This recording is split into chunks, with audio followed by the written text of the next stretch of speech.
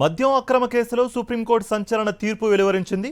కేసులోని నిందితులు బాలాజీ గోవిందప్ప, కృష్ణమోహన్ రెడ్డి, ధనుంజయ రెడ్డిలకు అరెస్ట్ నుంచి ఊరట కల్పించింది. అరెస్ట్ నుంచి ఆ ముగ్గురికి రక్షణను పొడిగించింది. అన్యాయంగా ఇరికించిన మద్యం అక్రమ కేసులో కె ధనుంజయ రెడ్డి, కృష్ణమోహన్ రెడ్డి, బాలాజీ గోవిందప్పలకు అరెస్ట్ నుంచి సుప్రీంకోర్టు రక్షణను పొడిగించింది. ఈ కేసులో ఛార్జ్షీట్ అసంపూర్ణంగా ఉందన్న కారణంతో తమకు డీఫాల్ట్ బెయిల్ మంజూరు చేయాలని కోరుతూ వారు దాఖలు చేసిన పిటిషన్లపై ట్రయల్ కోర్టును ఆశ్రయించాలని సీజేఐ ధర్మాసనం స్పష్టం చేసింది. ఏపీ హైకోర్టు ఇచ్చిన తీర్పులో జోక్యం చేసుకోలేమని చెబుతూ నిందితులు జైలుకు వెళ్లకుండా ఉండేందుకు వీలుగా అరెస్ట్ నుంచి వారికి ఉన్న రక్షణను పొడిగిస్తూ కీలక ఆదేశాలు జారీ చేసింది.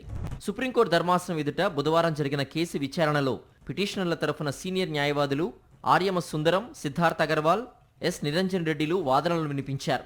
దర్యాప్తు సంస్థ దాఖలు చేసిన ఛార్జ్షీట్ అసంపూర్ణంగా ఉందని, ఎన్టీపీఎస్ కేసుల్లో కెమికల్ రిపోర్ట్ లేకుండా వేసే ఛార్జ్షీట్ను ఎలా పరిగణించారో ఇక్కడ కూడా అలాగే చూడాలని, సెక్షన్ 167 క్లాస్ 2 ప్రకారం తమ క్లయింట్లకు డీఫాల్ట్ బెయిల్ పొందే హక్కుందని హైకోర్టు విషయాన్ని విస్మరించిందని వారు వాదించారు.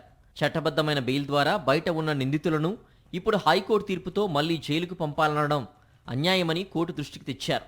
చట్టపరమైన అంశాన్ని పెండింగ్లో ఉంచాలని విజ్ఞప్తి చేశారు.